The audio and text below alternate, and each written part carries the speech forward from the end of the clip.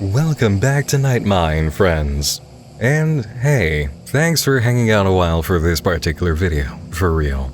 I know it probably should have arrived much sooner than, almost 1 year since the final upload for Daisy Brown, but I've got a confession to make. When we last looked at Daisy Brown, so much was being given to us and there were so many options to explore concerning what this web series was, where it could go, and what it was doing that I spent a good 10 to 15 minutes just walking us through possibilities. By that time, Daisy Brown had uploaded 31 episodes. After my first Daisy video arrived, 4 more videos appeared and the series ended. We were right up to the point of the big finale, and if I'd held out for a few more months, we could have foregone all that theory crafting and brain overheating trying to solve this, because the way that everything ends really puts a cap on what we've actually got here. It's highly encouraged that if you haven't watched the previous Daisy Brown video, do yourself a favor and catch up now. We're about to pick up right where we left off and put a lid on the series, so hit that prior video if you've never seen Daisy Brown, and then come back to us here. All set? Okay, so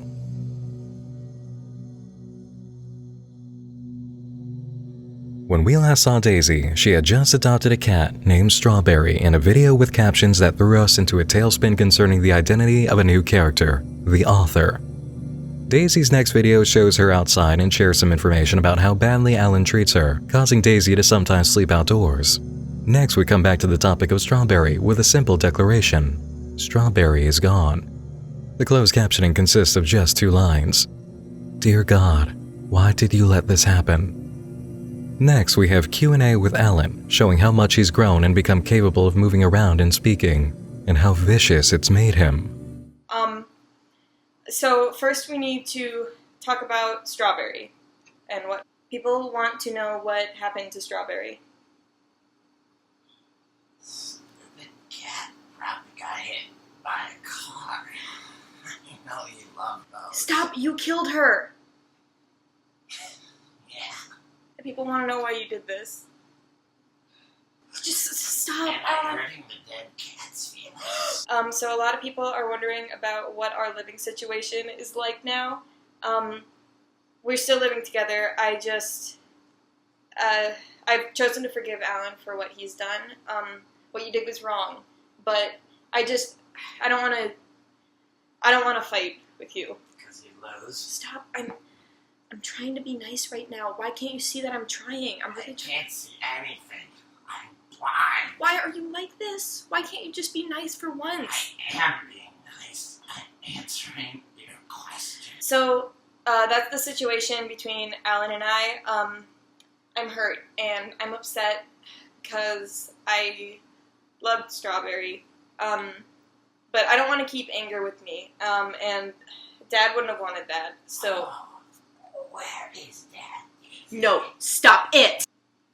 Hey, this is fun. Come on. Isn't this fun?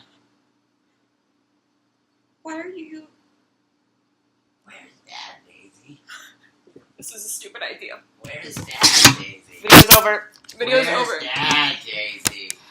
Why are you like Where's this? Dad, Daisy? Stop. Where's Dad, Daisy? Shut up! Throughout the video, we have a few captions alluding to a conversation regarding Daisy's father by what seem to be his peers. They don't know if he's dead or if he has any form of replacement. The next video, Hateful Thoughts, presents Daisy at her lowest. She's in serious pain regarding treatment by Alan, abandonment by her father, and the audience's desire to know more about both, which translates to a lack of caring about her. The captions relay an argument between her and Alan, with Alan bringing up how Daisy's mother died in childbirth. And as far as Dad being missing goes, if Daisy's responsible for one parent going missing, well, it's not hard to imagine she might have gotten rid of the other, right? That is, of course, Alan's hateful argument, designed to drive Daisy to tears, which he says their father also warned him about, that she's a crybaby. The video that follows, The Basement, is a longer upload and highly interesting. We begin with new information on Alan's development.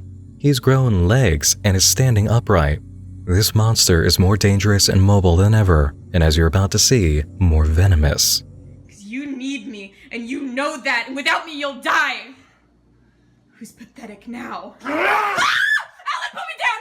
Alan, put me down!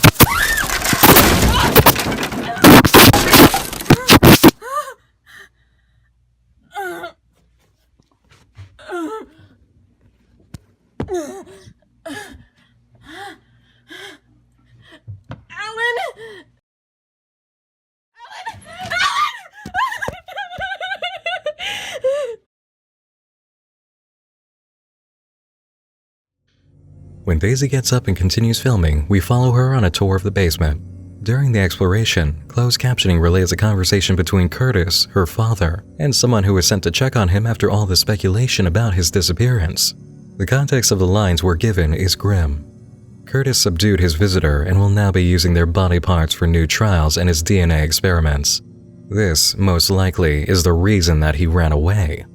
The former peer begs him to think of his daughter, and when that has no effect, they tell him, "You're a logical man. Do you really think you're going to be able to bring her back like this? Rose would hate you for what you're doing." This comment provokes Curtis into hitting his captive and stating, "Tomorrow morning, you lose your vocal cords. Good night." Daisy stumbles over the evidence of what happened in the aftermath of that discussion. Water bowls, open packages of bottled water to refill the bowls, a sign that claims Lithip is disobedient, and a pile of hair. This all leads up to a startling discovery.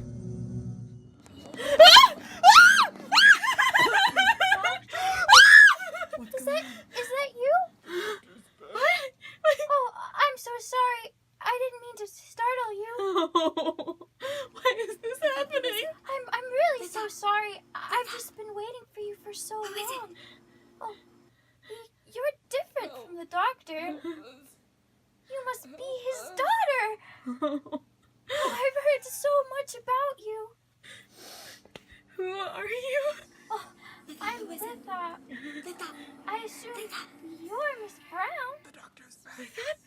Is it Yes. the doctor? Lithops are plants. Oh, I'm only part plant. The rest of me is real human DNA. Your dad made me. Made you? Doctor! What's going on? I'm not the doctor. What's going This on? is the doctor's daughter, everybody. It's not the doctor. Don't worry, she's here to help us. Can you help me? Oh, Miss Brown, it's been so long since anyone's come down here. We've been on our own for some time. God must have sent you. There can't be more of you. There can't be more of you. Why is she Oh, I'm acting sorry. like this? You're overwhelmed. With my breathing. This isn't real. This is fake. This is fake. Don't worry, Miss Brown. There's no rush. You can take your time fixing us up. Fixing you? What's going on? Yeah, I need stitches. your dad left the job to you, so you must be capable. No, Lithop, I'm not capable. I can't take care of myself, Lithop. Miss Brown, take a deep breath. Don't worry, I'm your friend. It's not the doctor.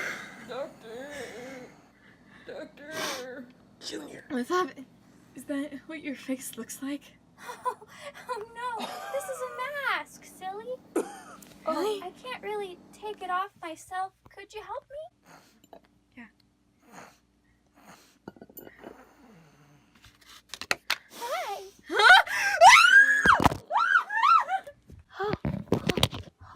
Oh, Miss Brown, you dropped this. Oh, stop. Stop. Don't go up there. Oh, Miss Brown, you dropped your camera. Oh, you must be the little one. From all that time ago, you've grown so much. Did you find the notes, Daisy? Taking everything that had come before now into context with the new information, it's plain to see the picture of what happened in this house. In the beginning, there was Rose, who loved paintings, and Curtis, who lived for science, with one single soft spot in his heart for Rose, who soon became pregnant. Their daughter, who we'd come to know as Daisy Brown, survived childbirth, but Rose did not. Curtis was now a single father grieving for his wife, and he never dealt with the loss in a healthy manner. He became completely absorbed in his research, attempting to grow new organic forms from DNA, and the obsession with his work came at the cost of Daisy's happiness. She also became the target of his anger at times. She survived, and Rose didn't, and even when he claims to love his daughter and apologize for the pain he's caused in the video My Dad's Tape, we know his moments of cruelty are stemming from a place of unfair association. He had Daisy, but it cost him Rose, and he's never forgotten that. It seems there was a vain hope in Curtis's research to possibly revive Rose using her DNA. Strands of hair from her old comb as the source, perhaps? This is what his peer accuses him of, and even if it's far-fetched and wasn't his goal, he does admit on tape he was looking for something to make him feel fulfilled. The result was the line of experiments resulting in Alan, Lithip, and the other organic beings trapped in the basement, who knew there was a daughter but had only ever known the world downstairs. This brings us to our finale, final video, posted August 31st. Daisy is seen packing while wearing a white and pink bracelet Lithip made, which we know based on information in the closed captioning. This is not random. White and pink is the color coding for lesbian pride, so we can assume Daisy and Lithip have had a good amount of heart-to-heart talks since the basement. The conversation in the closed captions brings up Daisy's concerns about their plan, and we move to footage of Daisy in the hallway, headed to another backpack on the floor.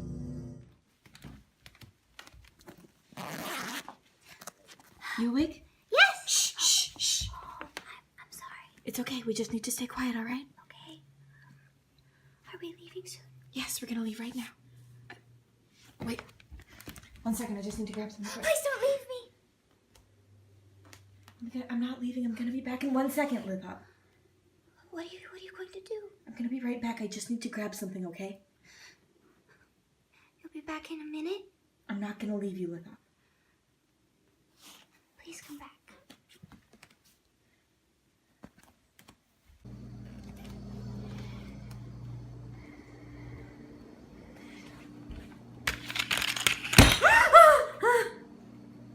What do you need that for? I'm not scared of you. Just like you're not scared of cars, right? Oh, the gang's all here. Your father hated that three-eyed thing. You know that, right? Said she was a waste of parts. No wonder you like her so much. Let me go. Dad would have hated you for this. I'm not Dad. Look who grew some lip. Ow! Shut up, worm!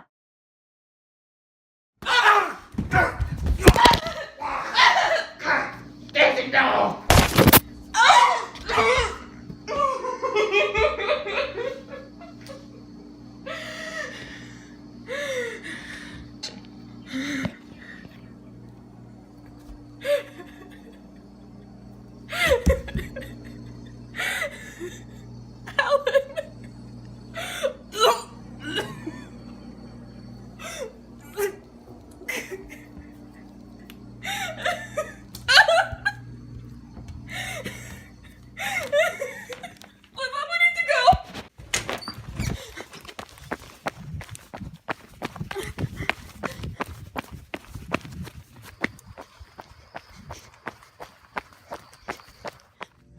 Daisy continues running for the rest of the video, a conversation playing out between her and Lithip in the closed captions concerning Daisy's fears of the world outside her house before their departure. There's no telling what's going to happen, but there is this bit from Daisy. "It's funny. I feel like I've known you all my life. You just feel like family to me. We are family, Miss Brown. I love you, Lithip. I love you, Daisy." At the end of the video, Daisy and Lithip rest on the bank of a river. Nothing has been uploaded, tweeted, or made by Daisy since. This really was the final video. So, now what? That's the question I found myself facing at the conclusion, and the main reason it's taken so long to get around to this. Daisy Brown's finale is very unique in the web series field for a few good reasons. The first of which being that, as I'm sure many of you also felt, it's very curt. It just ends. We go from the discovery of Lithip in the basement to a video packing up with closed captioning discussions of plans, followed by one brief struggle with Alan resulting in his death, and out the door Daisy goes. She's able to upload one last bit of footage for us, and then her story ends as far as having an audience is concerned. It's very fast, it's unceremonious, it's curt, dry, and realistic to the situation, and nobody ever does that. I guess that's most of what threw me for a loop too, because I insisted on waiting a good month and a half just to see if there were any more signs of life. It feels finished, but it also doesn't. It very much felt like it needed to be waited out to see if there was one more stirring of life. One good, solid end cap. And it never came. When she said final video, she meant it. Now, after all this time, it really is right to address this project as complete and see what we've got. And again, that's what tripped me up. This is how it ends. Web series. Traditionally, they don't do this. They don't just bend to the sometimes fast, cut-and-dry speed of reality and hang it up where it makes complete sense for the circumstances. This is still an art form, and in storytelling we're used to wrap-ups being a little bit more involved, a little bit slower, a little bit more paced out to let the emotions wash over us and see the sunset. And ironically, we did sit down with Daisy and watch the sunset. It just comes after a very quick finale. I don't hate it, and I don't think I can even truly criticize it. I'm surprised more than anything. I'm surprised this is how it ends and that it happened that fast. But she did follow the logic of the situation as a storyteller. As a consequence, there is something we can give Daisy Brown major applause for. Unlike most web series and projects in this field, she started her project, she kept it rolling, and then she ended it. Click, click, boom, done. Over and out in a timely fashion with no hiatuses, no dragging periods, no long moments of wondering what the creator is doing or what major life circumstance or periods of lethargy took over, no meandering of the plot, no interruptions, no offbeat storytelling segments. She came, she showed us her monster puppets, she told us the story she intended, and she bid us adieu. Daisy Brown avoided the sense of overstaying its welcome so hard, it left with the impression they could have at least stuck around for dessert. Like, damn, hon, you didn't have to say goodbye that fast. We were enjoying your company. Point blank, Daisy Brown had a plan. She had a sense of how long to stick around, and she got the job done. Extremely few projects in this field pull that off or know when to wrap it up and roll out. She took just over a year to convey her story, and that's unheard of in these parts. That alone is worthy of applause. The next time somebody pulls off that feat, I'm going to call it the Daisy Brown Award. Now, where does the ending leave us in terms of everything we considered prior as the series was ongoing? That topic is simultaneously easier and harder to approach. Before the ending, I was ready for all sorts of possibilities. That Daisy was making Alan herself and enacting a sort of show for us, that the author was an intrusive force, that there was a major meta angle, and now I don't want to properly entertain any of that because the ending supports only one conclusion. We had to take all of this exactly as it was presented to us, because that's the story, closed captioning secrets or not. We've gone over before how Daisy Brown absolutely had some Wham City comedy influence, and now I can see some of where it went in. Daisy's storytelling reality is contained unto itself with its own sensibilities that don't need to reflect our own. The same way Wham City often plays pretend with a pseudo-reality and just plays things straight that we can see through as improbable or impossible, we had to do that here, concerning the matter of Alan, Lithip, and the captions. Our ability to plainly see the monsters are papier-mâché or some other fabrication has literally no bearing on the plot. The allusions to Alice in Wonderland, as far as I now consider them, are just hat tips to not only the nature of the story in the sense of falling down a twisted rabbit hole, but the overall way that we're supposed to take this. Daisy Brown is the web series equivalent to a modern fairy tale. Seriously, think about it for a moment. Once upon a time, there was a woman of the arts and a man of science who fell in love. The woman, Rose, became pregnant with a daughter who she named Daisy. Sadly, she perished in childbirth, and Daisy was left to the care of her father. Broken-hearted, the father never stopped grieving and became cold and stubborn, turning to his work as his escape and reason to live, forever seeking a remedy to his pain. His daughter suffered neglect and even abuse at his hands during this pursuit. One day, his engagements in mad science resulted in a new being, a tiny little seedling of a monster, who the girl was given the opportunity to name. Shortly after, the father left, declaring his experiments all failures, abandoning his daughter in the home with her new strange sibling. Alan the monster began life as a helpless creature, but soon developed into a wicked stepbrother, ridiculing Daisy as she tried to make the most out of life in the home that now felt more like a prison. She would dream and draw and share her thoughts and feelings with those who would listen from the outside, but it never saved her from the cruelty exhibited by the only family she'd been left with. One day, after a truly horrible fight with her wicked stepbrother, Daisy was locked in the basement where she found a secret. The other experiments of her father, all abandoned, with one in particular, Lithip, looking to her as a savior. Summoning her courage, Daisy rescued Lithip and they escaped, leaving Alan as a ruined mess on the floor of a house that had never quite been a home. Take away the internet age from the story, and you've got a fairy tale fit for the Brothers Grimm. And like all fairy tales, Daisy Brown deals in themes that are easy to pick up on in the reading. Neglect, abuse, the miscarriage of emotion, it's all here. I said in the previous video that even with all its mystery elements, this is not a story about what made Alan or where Curtis went. This is a story about Daisy Brown. That's how it started, that's how it ended. And hers is a story of growing up mistreated by people who were supposed to be family.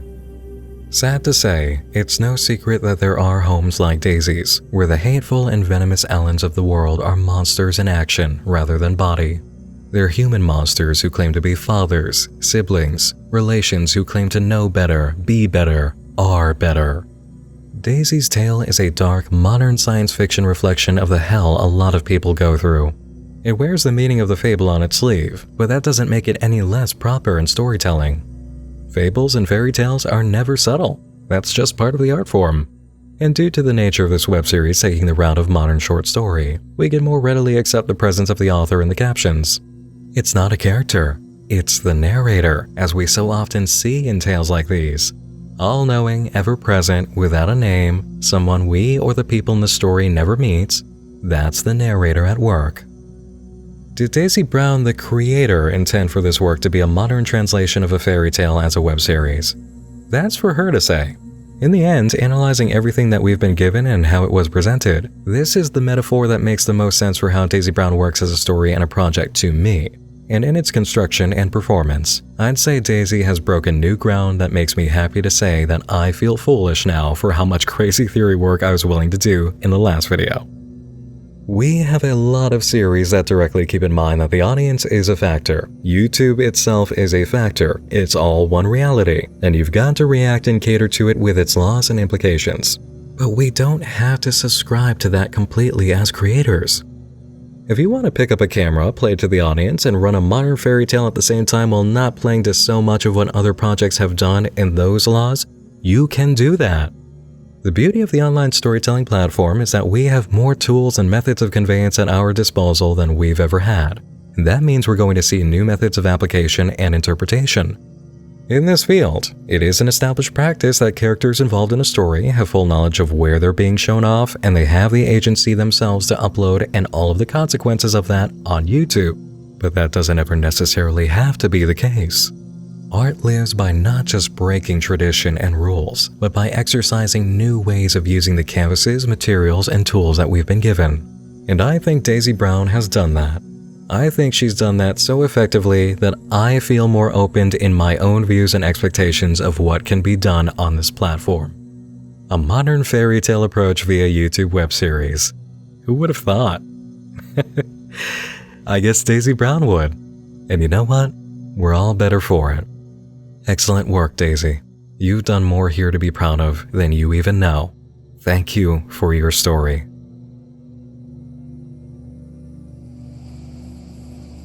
And thanks to you, all of you, for viewing and supporting Nightmind and this video. And thanks for waiting for this overdue follow-up to Daisy Brown as well. Seriously. Major thanks goes out to all my supporters on Patreon, who make it possible to present my thoughts on all sorts of internet fables and fairy tales. Every single donation, no matter how big or small, truly helps the channel. And if you'd like to support Nightmind directly, joining the Patreon is an excellent way to do so. Stick around to the end of this video to see the names of all these awesome supporters. You might also notice under this video there's a bar of Nightmind t-shirts and other items.